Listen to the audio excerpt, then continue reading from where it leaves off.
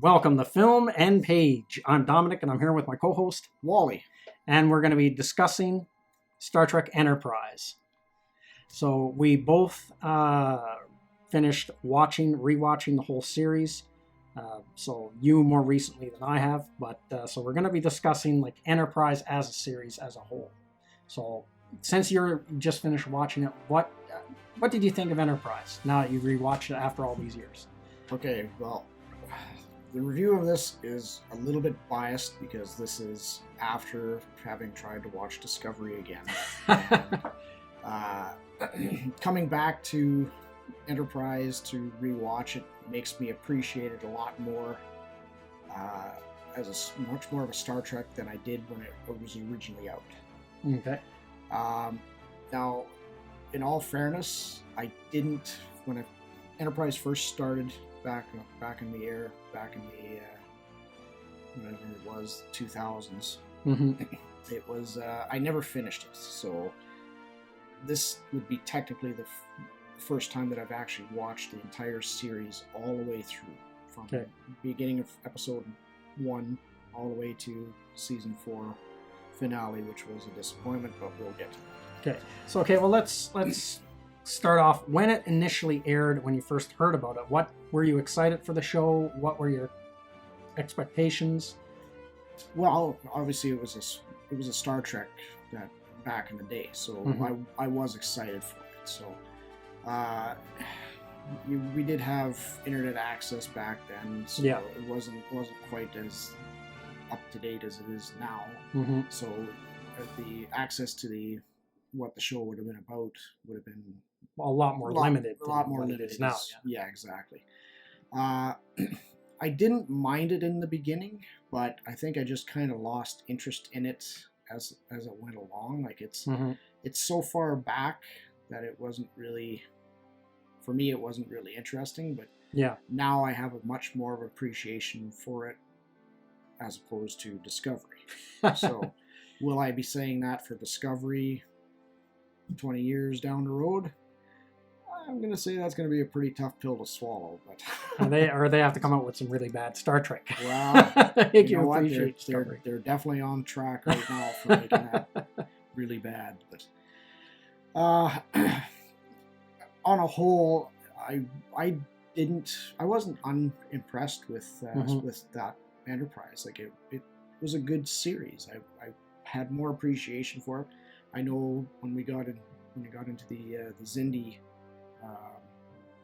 series or season, the Xindi season. I know you weren't a real big fan of that, but I really didn't mind it. It really wasn't a terrible idea. Yes, there were filler episodes, but I mean, if you look at any one of the other Star Treks, there's filler episodes. Yeah, no, that's fair. So that's a fair thing. Yeah. I mean, yeah, Star Trek: The Next Generation never really made a season out of any one storyline. Yeah. So this was kind of a nice venture for having, like, it was opening up.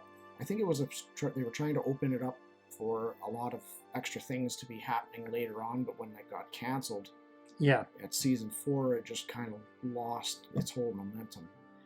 So when you get to the final episode, which was a cool premise, but it was just a terribly it didn't end on a good note. No, it was so poorly done. It had such a good premise. Mm-hmm. You know, the Next Generation was actually playing, on the holodeck. It was a good idea, but it just didn't really pan out. Yeah, it just didn't work to the senses that that I would have hoped to have seen. But you could clearly tell it was an abrupt end. Yeah. Just because of that. Like, the previous episodes were good. I really didn't mind them. I didn't mind the previous episode to the finale. There was finding the Trip and T'Pol, their baby, because of the what did they call themselves now? Oh, it's slipping my mind right now, but they took their DNA, put the human and Vulcan, they're just trying to make a point. Yeah. Again, I'm having a really, really rough time remembering what the name of the faction was right now, but that was a good storyline. I really didn't find that too uninteresting. Like I thought it was a really good 4th season all the way until the end. I mean, we get to the final episode, they kill off Trip. Sorry if anybody hasn't seen this. Yeah, spoiler warnings. But they kill Trip, and it just seemed like there was absolutely no reason for doing it. Yeah, that was same. I felt the same way. I felt there was like no reason to kill him off, really. Yeah, like it just kind of belittled the point of the whole building up to Paul and Trip's relations, and then just kill him off in the last episode. Yeah, for no reason. Just for no reason. Yeah. So that was the only thing that was really disappointing to me. Yeah, okay, there's a couple of soft episodes in between, but again, there's a soft episode in between anything that you're going to watch in Star Trek.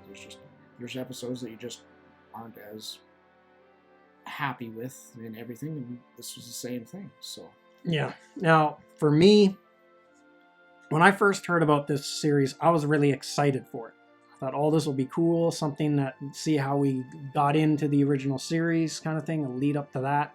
And I was really, and one thing I was wondering, like, how is this show going to look? So how is it going to make it predate the TOS era? Now, when the show aired, and right off the bat, I kind of had an idea what the ship might look like, and it looked nothing like that. I don't know what we were really expecting. Well, there was like they showed like an early concept of like of some early Starfleet vessels that they've never shown actually on screen in Trek. They've been referred to, but they've never actually been shown on screen, and that's the Daedalus class of starship. And so I thought Enterprise would be like a Daedalus class or look very similar to one. And the Daedalus class always had that like more of a backwards primitive look to them than the Constitution class. So I thought that would fit, and it would be a good, like, it would show like a good lineage from that to a Constitution class up to we get. So I thought the ship almost looked like too advanced for the time period it was in. Kind of have the same problems. I had the same problems with Enterprise that I kind of got with Discovery for it being a prequel series. Almost like, except Discovery does it worse than what Enterprise does. It's far more advanced in Discovery than Enterprise was. But Enterprise is almost like too advanced in some ways for the time period it's supposed to be in. That's what I found from it. Yeah, okay, I can give you that. I mean, we're not talking 3-dimensional controls and holograms everywhere and what have you. But I mean, there was still a bunch of switches and then, piloting joysticks for the helm. Yeah, you still had that. I get it's still, I don't know. It didn't seem more advanced than the TOS Constitution class. Mm-hmm. It was just less lit up. Yeah. So now the other thing that I actually found out reading about the background of Enterprise and stuff, and this is actually an interview that I listened to with one of the production designers that worked on Enterprise. He was a guest on Trek Yards.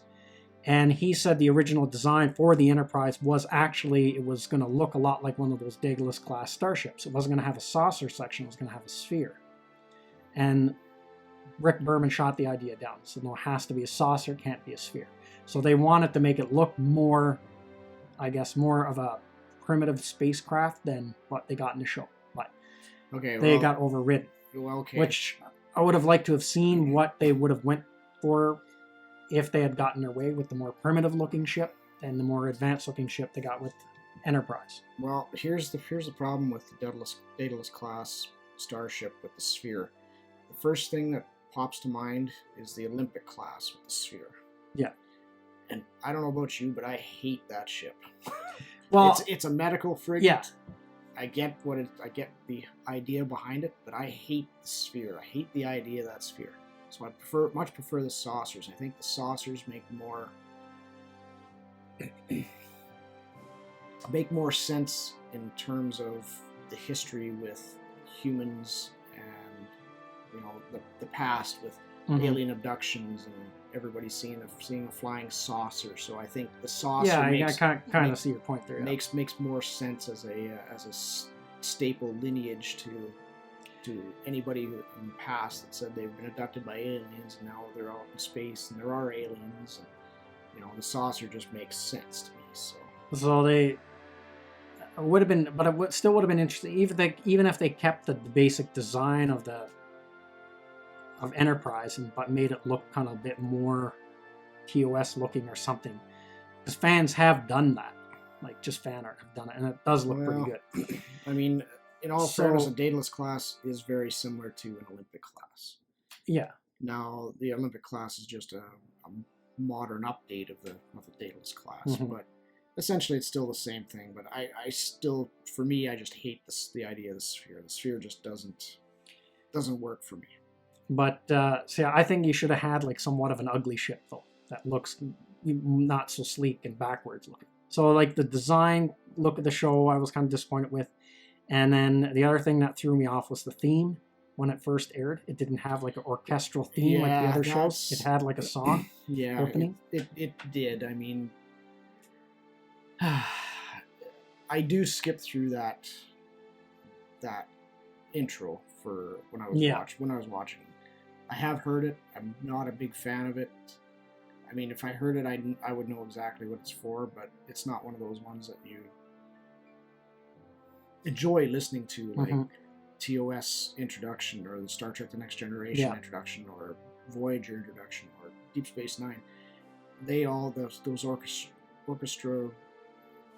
Yeah, the orchestrated themes, themes for the shows, those I think work the best. But yeah, the whole singing and everything, it just didn't really do much for me.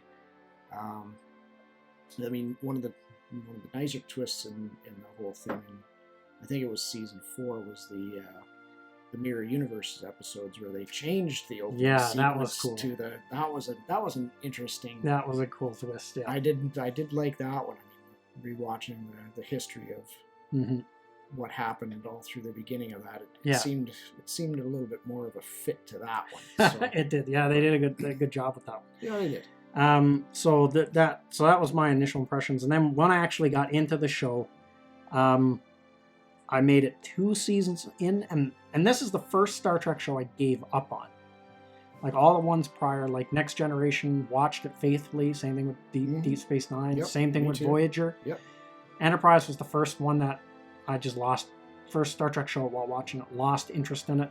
I made it 2 seasons in and gave up. Yeah, I did the same thing, about 2 seasons, and then I just kind of lost my way with it.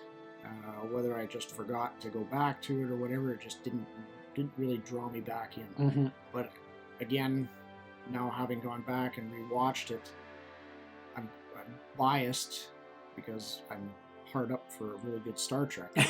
But I still enjoyed watching Enterprise for the 4 seasons that it was slated on. But now, so that was my initial reactions back in the day. Now, when I rewatched it recently, I'll have to admit I was a lot more...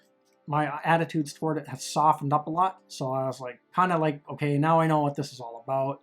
I kind of had a different attitude going in. This is, I had no expectations left or whatever because it's been on the go for so many years. So I rewatched it again. So that actually made it better rewatching it years later after it had aired. And now it's got some good episodes in there. Like it's got a lot of like boring ones, I'll be honest, that I thought were pretty boring that you could just skip right past. But it had a few gems in there that I thought were pretty good. Oh yeah, episodes. Absolutely. Everything's got their gems. Everything's got their soft, weak episodes. It's just the same thing with everything. So my favorite episode by far on that series was the Mirror Universe ones. That's my favorite. Yeah, I would venture to say that would probably be my favorite. That one really sticks out in my mind just because it changed everything. Like, when even before they got into the introduction, they go back and you think you're rewatching Star Trek First Contact. Yeah, you got Zephyr Cochrane walking around, the Vulcan ship lands, They get out, all the music's going. You're looking for Picard and everything in the background, and then, gets up there and peace and long life, and then he tries to do that, reaches in, pulls out a gun, shoots the Vulcans, and then they storm the ship and take the ship. And it's like, that's great. Yeah. But that's and then you get the whole new twist. So it was a great two-parter. And again, I wish the series had continued on. Yeah. Because I don't know about you, but I think that would have probably spawned more mirror universe episodes. I think it would have, because they kind of set it up. They did in that two-parter. Exactly. Right. And I love that they tied it into an original series episode, Tholian Web. Yes. And that kind of answers the question from that episode, because the Defiant disappeared in that episode, and they said it was like, it was kind of like phasing between their universe and another universe, but you never knew what that other universe was. Well, now you know it was the mirror universe. Exactly. And it was like a cool idea that it came from another universe from the future, so you had this advanced starship, a Constitution class, and then it was like it was really cool to see like that type of ship done with the modern effects of the day, and it looked and it goes to show how far ahead that design was, because it looks pretty good. When it's lit up and it's done with modern special effects, and it comes down and it's just blasting the Vulcan ships with the phasers, and then blasting the other Warp 5 ships and stuff like that. I love that scene. Like, that was a great scene. But the thing is that they didn't tweak any of they did tweak the effects, but they didn't change them, right? So no. The blue phaser beams from the original series were still blue in there. The torpedoes that they fired, kept all the sounds. The phaser sound, the torpedo sounds. It just worked. Yeah. And even seeing the ship, when it rendezvous with some of the ships of that universe, and seeing them fly side by side in uniform there, it still just worked. Yeah, it did. Which was good. Man. That was a fun episode. It was a fun episode. Absolutely.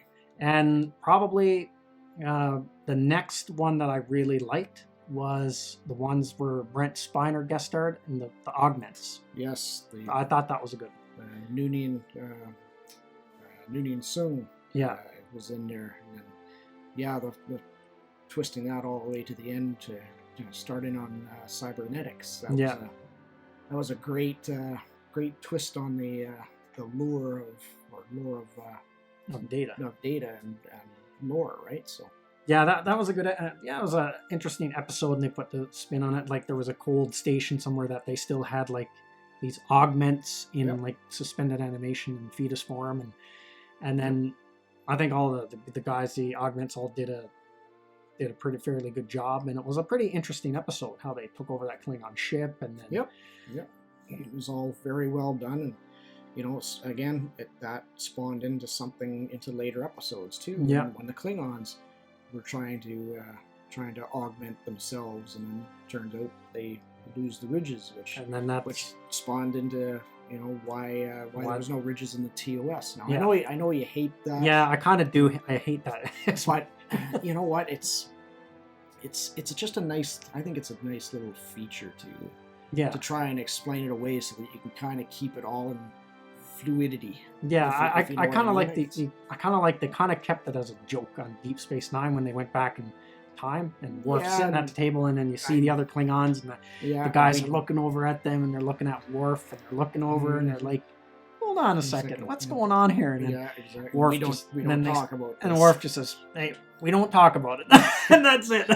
They just kind of left it as an inside joke. Exactly, but it was. I had such a laugh out of that. I know, but it makes sense too, right? Because for Klingons losing their ridges, it was a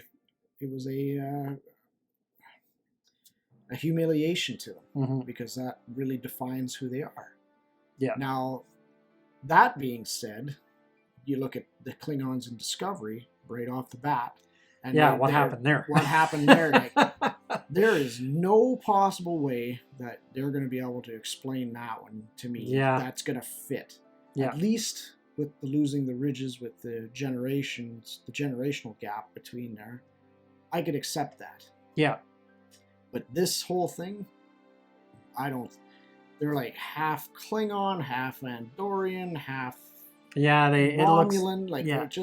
They just do not jive together. Like, there's no way that I would pick both of those species from Next Generation on and Discovery that they would be Klingon.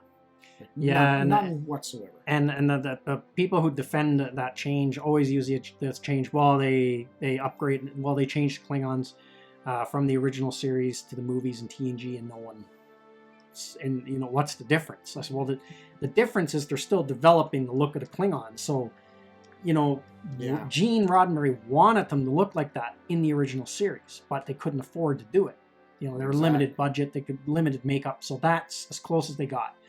So when the motion picture came out, then they said, okay, now we can make the Klingons look the way we wanted them to look in the original series, because now we have the money. So then that's the first appearance of the ridged Klingons. Right. And then, it gets tweaked a little bit more in TNG, and then that's basically the final look. So there's an artistic reason to change them from the original series to, Next Generation and movies and stuff. But again, there's no reason to change them in Discovery a third time, because now you've already got the look down pat of what they should look like. The next problem is that this is past tense again. Discovery is pre-Kirk. Pre-Kirk, yeah. So now we're changing the look of the Klingons from the future, even though they evolved from TOS to what they were in the Next Generation. Now we're going to jump back to Discovery, completely change their look again, and then say that it's 10 years before the original series. Yeah. And now we're going to blend them in? Like, no. Sorry. It doesn't work yet. No. That you've lost me right there. So. Yeah. But anyway, we're getting off on a tangent on Discovery here. But yes. So it's funny how we always end up doing this. So there's definitely some fairly good episodes in there. Now, I thought was my least favorite season was the Xindi arc. I thought it stretched on too long. I was sick of it, and I understand where you're going with that. For me, the Xindi arc wasn't my most unliked of the series. Mm-hmm. Like, if I had to go through and pick out some bad episodes, they'd be just single episodes from season 2, the last episode of season 4, that kind of thing. But just to lump the whole Xindi arc, the Xindi arc kind of plays into the whole storytelling of Enterprise. Yeah. So okay, it does take a long time to resolve itself, but it was kind of a big deal. So I don't mind having that little bit extra detail. If you were to tell that in a 2-parter, I think it just wouldn't work. So. No, but I don't know. I think you probably could have done it in. Well, I guess you could have done it in 10 episodes. Maybe less, I suppose, but you're still looking at half a season. So yeah, but then you could move on, do something else. Well, I think the best season is season 4. Yes, that's when it starts. Unfortunately, it gets canceled. So I would have liked to have seen, because it was getting good in season 4. That makes me wonder what season 5, 6, and 7 would have been like. Yeah. Now, it's something you told me about, that there was a concept that the Enterprise wasn't going to get a refit. Yeah, now, that was going to get a refit. I would have loved to have seen that. Where it would have been refitted, and they would have had a secondary hull.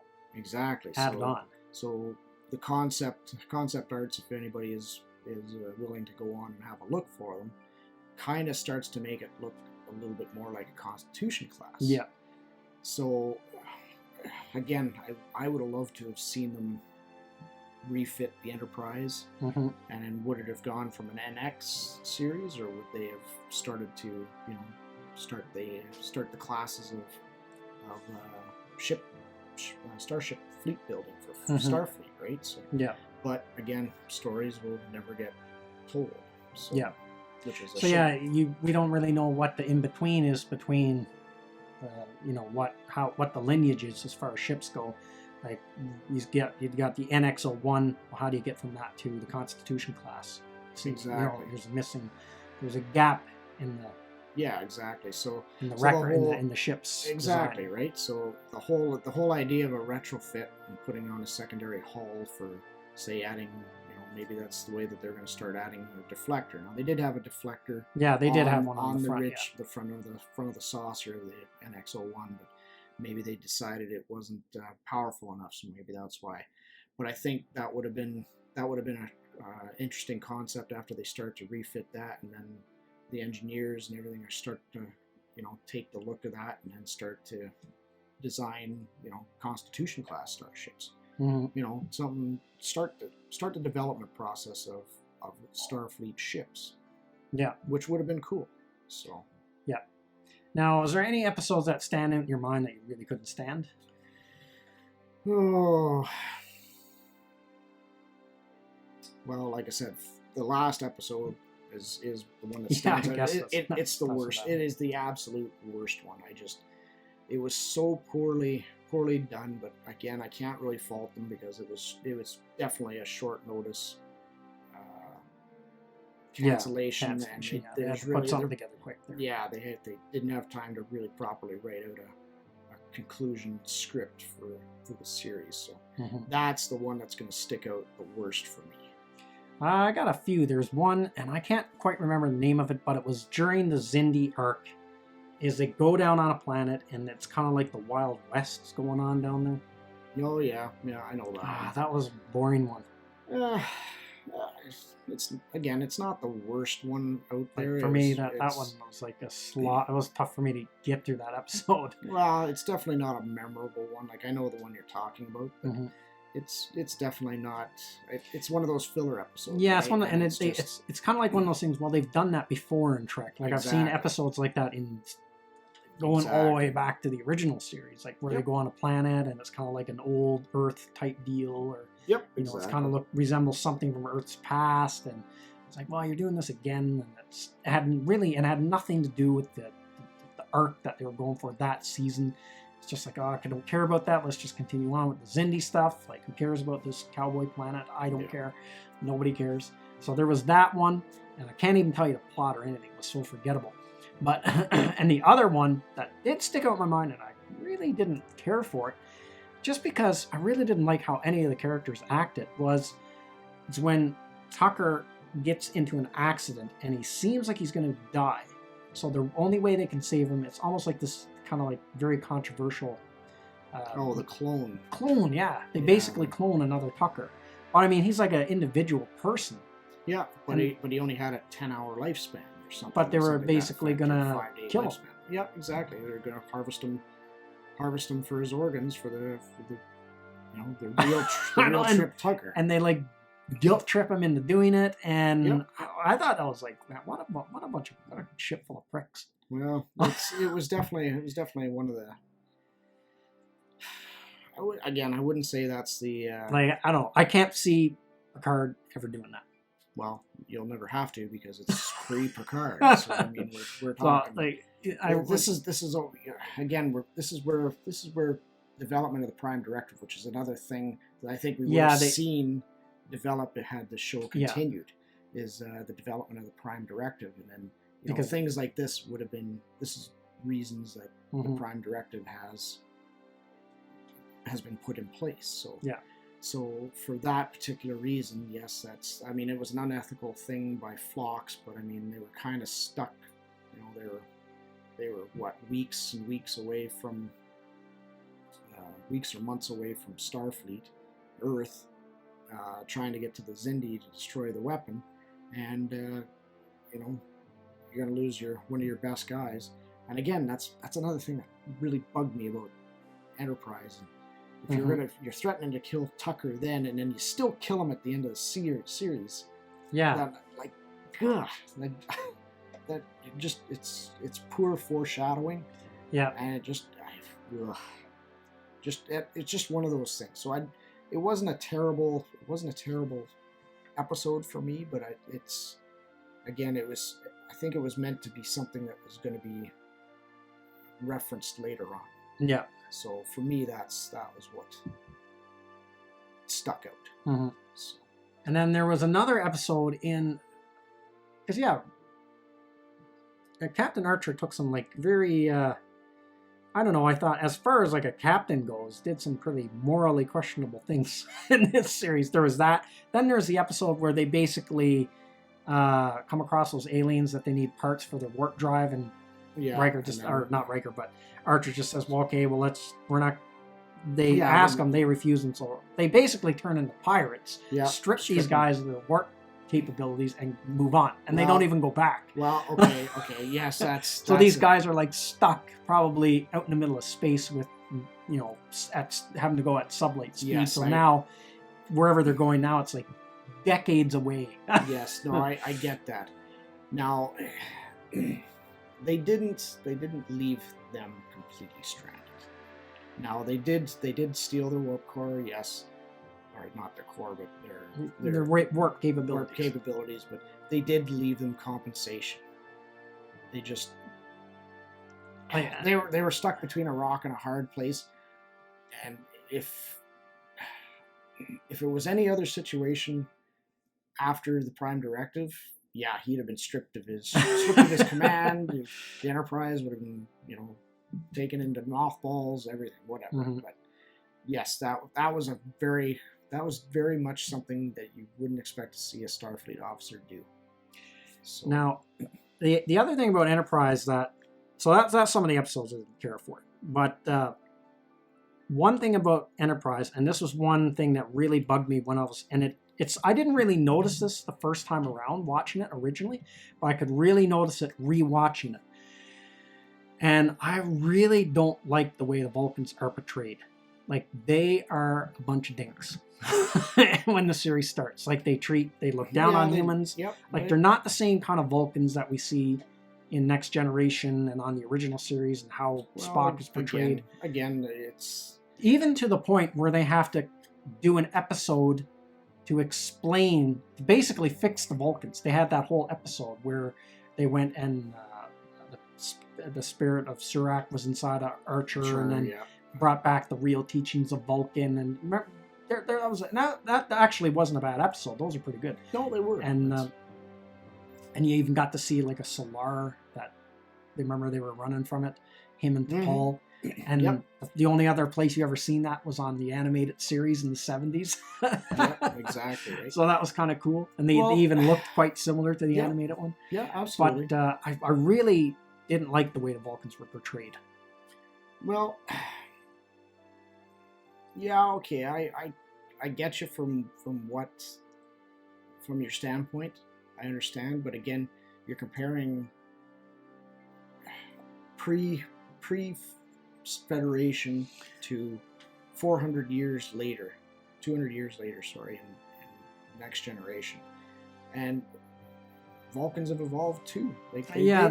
They still evolve. But even at this point, you didn't think they'd have their act together. Well, you know what? Because they've been a spacefaring race for quite a while. But they've had logic in place for a long time. Absolutely. But they also did specify in later episodes that they're very...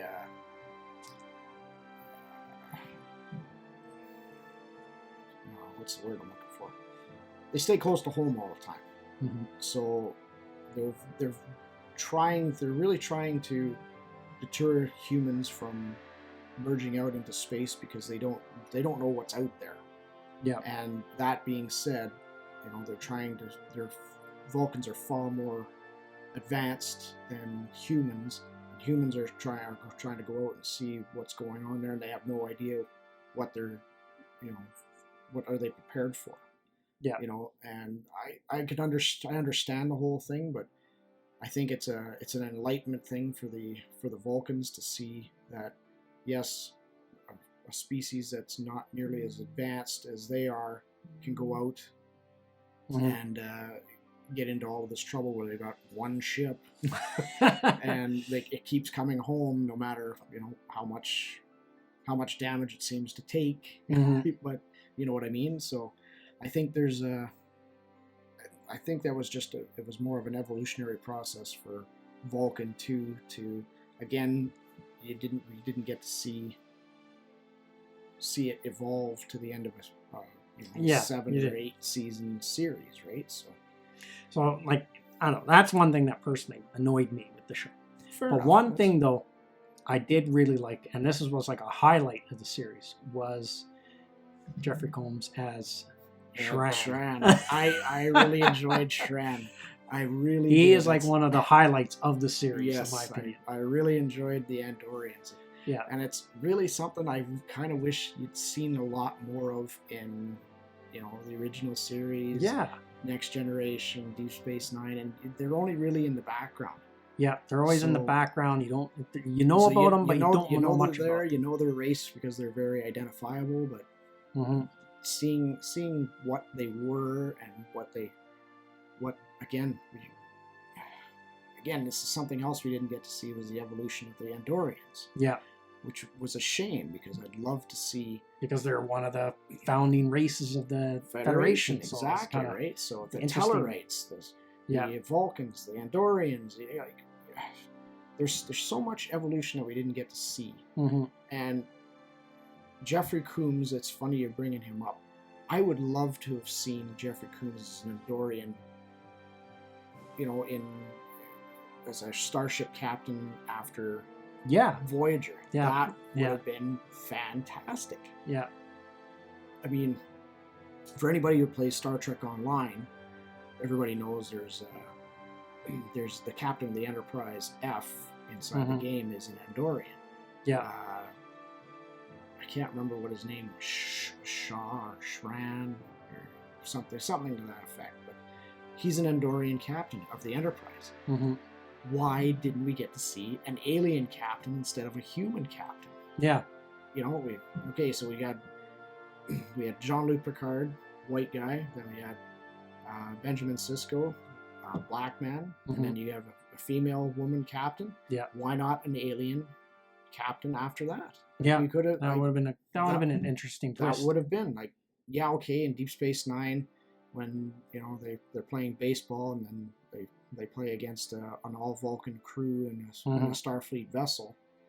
You don't really see him as a captain. You just see him as an opposing ball player in the ball-playing club, as for what they are. But I think that would have been a better evolution to go on with, right? Yeah. And then you could still continue on with the Enterprise, and these are the voyages, right? Continue going. So update to do another version, however far up you want to go, and then continue on. That would have been great. I think I'd have much more been receptive to that. But again, Picard, I'm really hoping season 2 is still better, but well, we'll see. Yeah.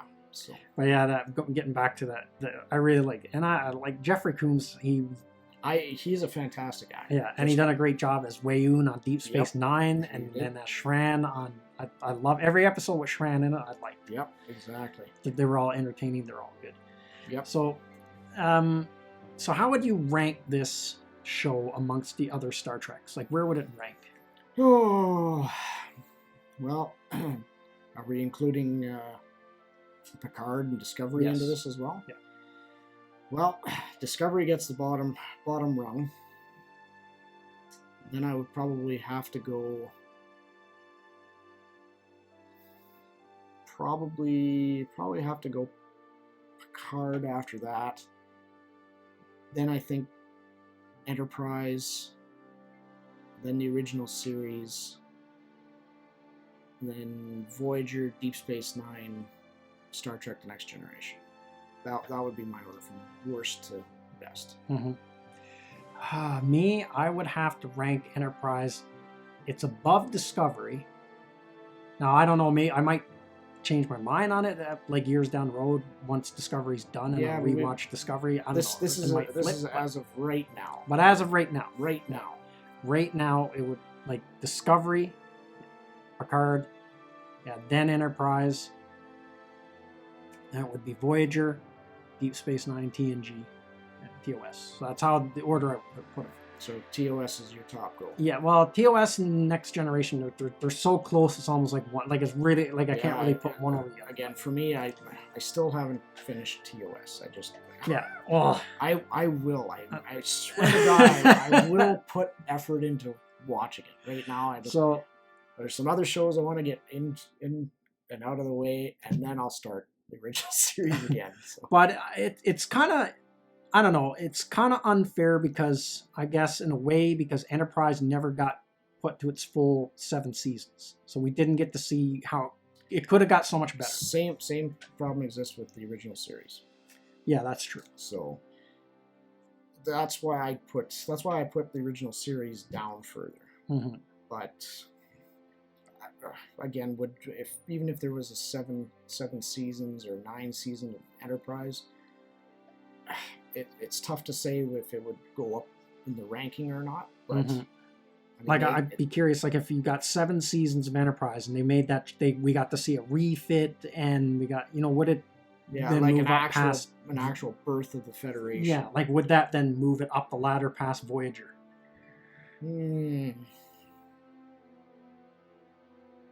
Yeah, it probably would, if that is something that we had gotten to see. But we have no idea what the plans of Enterprise would have been had it continued on. So. Mm-hmm.